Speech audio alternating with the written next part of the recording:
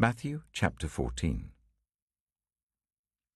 At that time Herod the Tetrarch heard the reports about Jesus, and he said to his attendants, "This is John the Baptist. He is risen from the dead.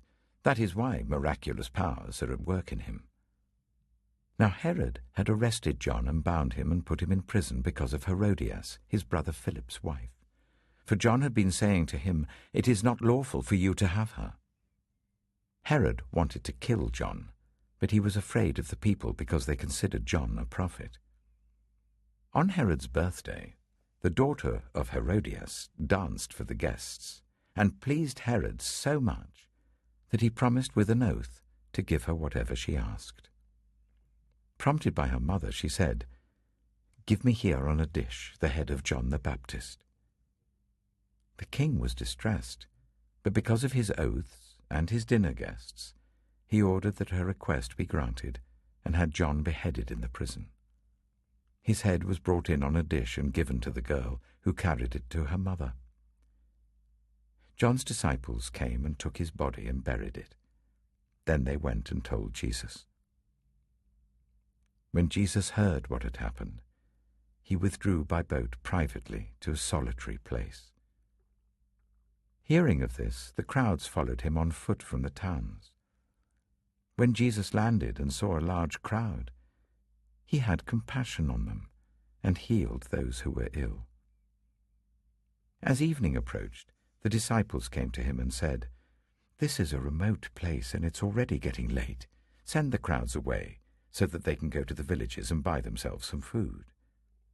Jesus replied, "They do not need to go away. You give them something to eat."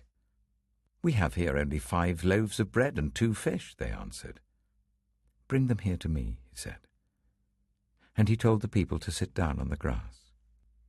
Taking the 5 loaves and the 2 fish, and looking up to heaven, he gave thanks and broke the loaves. Then he gave them to the disciples, and the disciples gave them to the people. They all ate and were satisfied, and the disciples picked up 12 basketfuls of broken pieces that were left over. The number of those who ate was about 5,000 men, besides women and children.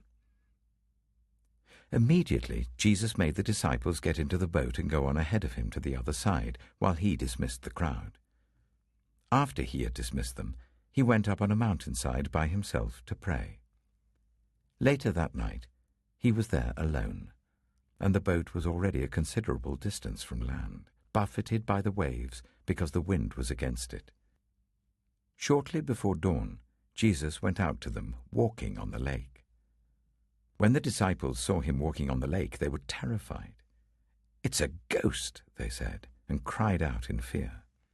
But Jesus immediately said to them, "Take courage, it is I. Don't be afraid." "Lord, if it's you," Peter replied, "tell me to come to you on the water." "Come," he said.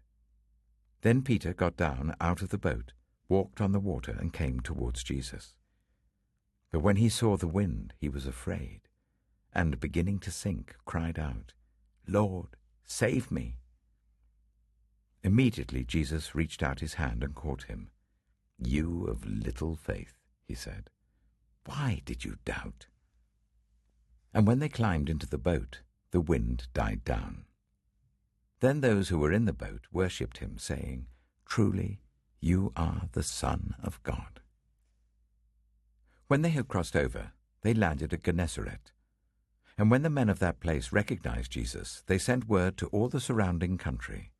People brought all who were ill to him, and begged him to let those who were ill just touch the edge of his cloak, and all who touched it were healed.